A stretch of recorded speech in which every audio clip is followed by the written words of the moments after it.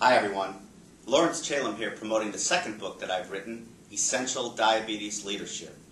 You know, I often get two questions concerning blood sugar. The first, Laurence, how do I keep my blood sugar stable over long periods of time? And second, Laurence, in both the books that you've written, Thrive with Diabetes and Essential Diabetes Leadership, you present a very lengthy formula that I didn't really understand. Could you explain it to me in real time? Well, I'm here to answer that question. So these are all of the actors in the blood sugar saga, if you will. So you notice that this is simply a formula showing how blood sugar is calculated. So BG is the acronym for blood sugar. The G stands for actually glucose. So we show blood glucose is a function of the quantity of carbohydrates that are consumed, the quantity of endogenous insulin, endo meaning from within the body. In a type 1 diabetic, there's probably very little, if any, endogenous insulin production.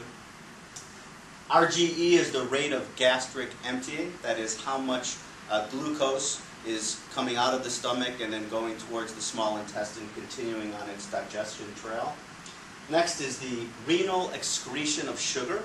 As blood sugar gets up to 240 milligrams per deciliter and higher, it's the kidneys that have to work extra hard to remove that sugar from the body. Next in the function is the quantity of glycogen released from the liver and converted into sugar. Next is the quantity of the insulin antagonist. Now, it's often thought that insulin lowers blood sugar. Well, that's not really insulin's primary function. Insulin's function is to store sugar as fat, and then secondarily, it lowers blood sugar. But that's the only hormone that acts in that capacity. There are many, many hormones that act antagonistically to insulin. That is, it raises blood sugar, mostly to prepare an animal, human if you will, for the fight or flight decision. So these insulin antagonists are many: thyroxine, epinephrine, norepinephrine, somatostatin, cortisol, and glucagon, to name just a few. Next is the insulin sensitivity, that is, how sensitive are you to the insulin that you're producing. The inverse of insulin sensitivity is, I'm sure you've heard, insulin resistance. So as your sensitivity is low, that means you're very high insulin resistant. Whereas if your sensitivity is very high, you're very low insulin resistant. Next is activity. The amount of activity that you get is strongly correlated with your blood sugar, and if you're going to run marathons, you'll probably consume a lot of that blood sugar. I've done a lot of research and deduced that the optimal exercise you should get is frequent light exercise.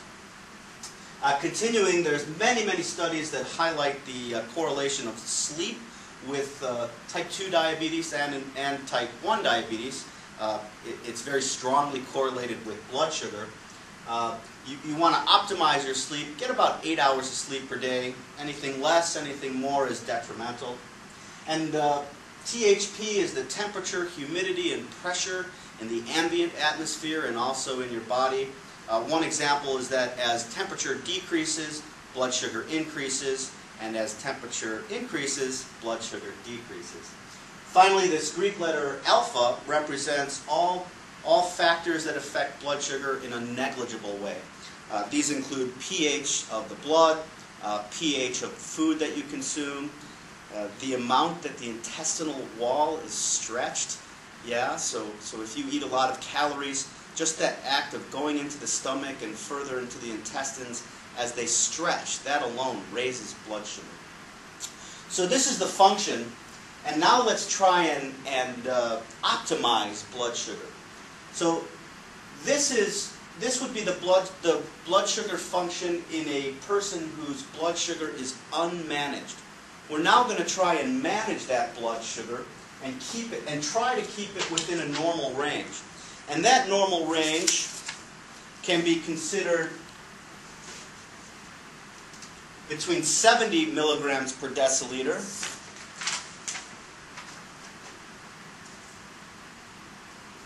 and 110 milligrams per deciliter.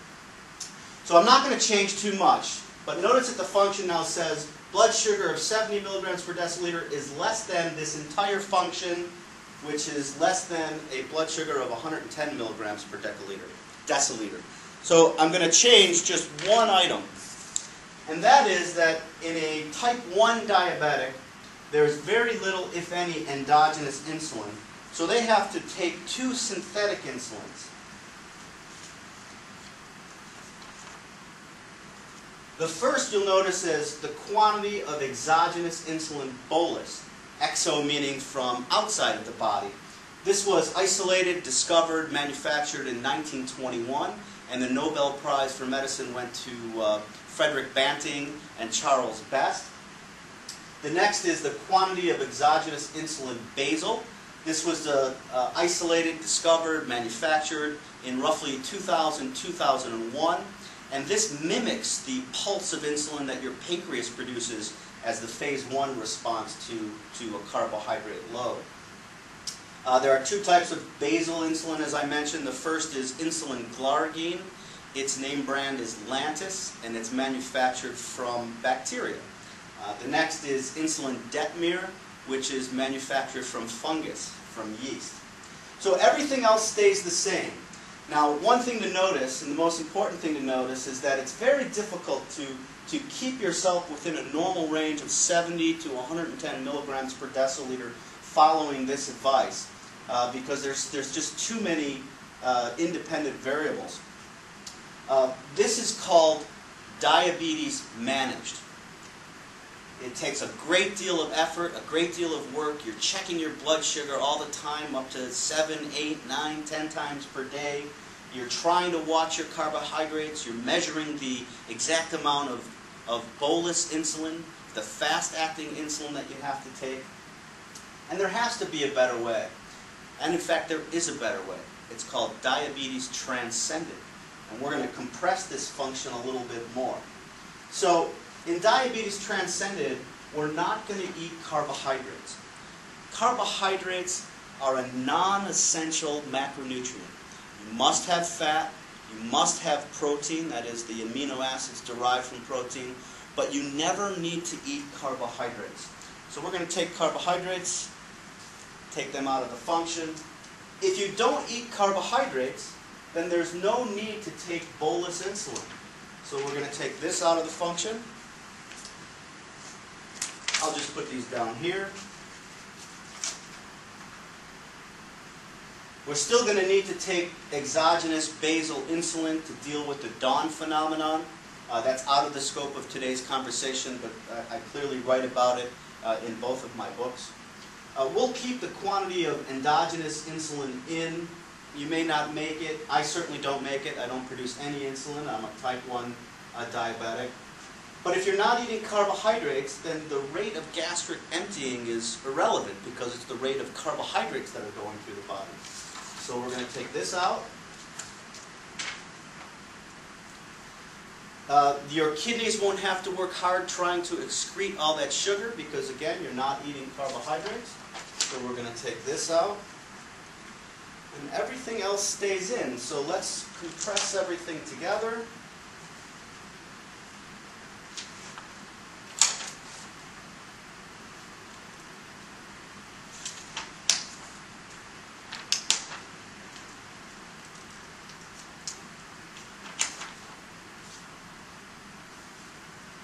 And there you have it, the blood sugar optimization function. That is, you can keep your blood sugar between 70 milligrams per deciliter and 110 milligrams per deciliter through your endogenous insulin, if you have any, your exogenous insulin basal, the quantity of glycogen being brought from your liver, your insulin antagonists, that is thyroxine, cortisol, epinephrine, norepinephrine, somatostatin, glucagon, to name a few, how sensitive you are to the insulin, the amount of activity, that is, you're going to want to have frequent light exercise, the quantity of sleep, temperature, humidity, and pressure, and all other factors, including those that I've mentioned, the pH of the blood, the amount the intestinal wall is stretched. And surprisingly for some people, fat does not raise blood sugar, nor does protein. It might in a negligible way.